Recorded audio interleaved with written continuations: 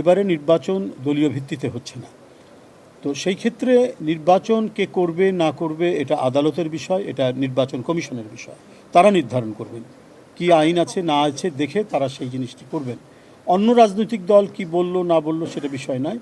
প্রচলিত আইন এবং এখন যে আইন প্রণয়ন করা হয়েছে সেই আইন অনুযায়ী কারা নির্বাচনে যাবেন না যাবেন সেটা সম্পূর্ণ দেখা, এটা মনিটর করার দায়িত্ব নির্বাচন কমিশন। আমরা তার কাছেই ছেড়ে দিলাম। আপনি কি যেন বলছিলেন?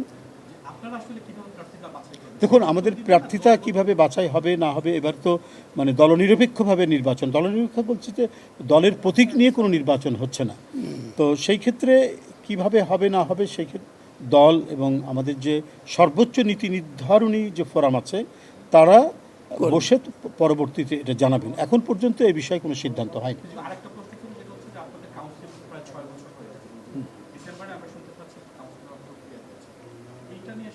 দেখুন, এ বিষয়ে তো দলের পক্ষ থেকে ঘোষণা আছেই। দলের মহাসচিব এ বিষয়ে বলেছেন, চেয়ারম্যান মাননীয় প্রধানমন্ত্রীও বলেছেন এটা হবেই। তবে তারিখটা কবে কোন মাসে এইটা তো এখনও সিদ্ধান্ত হয়নি, সেটা বলবো কী করে। নিঃসন্দেহে খুব তাড়াতাড়ি আমরা আশা করছি অতি সত্বর অতি শীঘ্র কাউন্সিল হবে এবং সেটি আপনারা জানতে পারবেন এবং ডেট এবং মাস তারিখ নির্ধারণ হলেই আমরা জানিয়ে দেবো আপনাদের।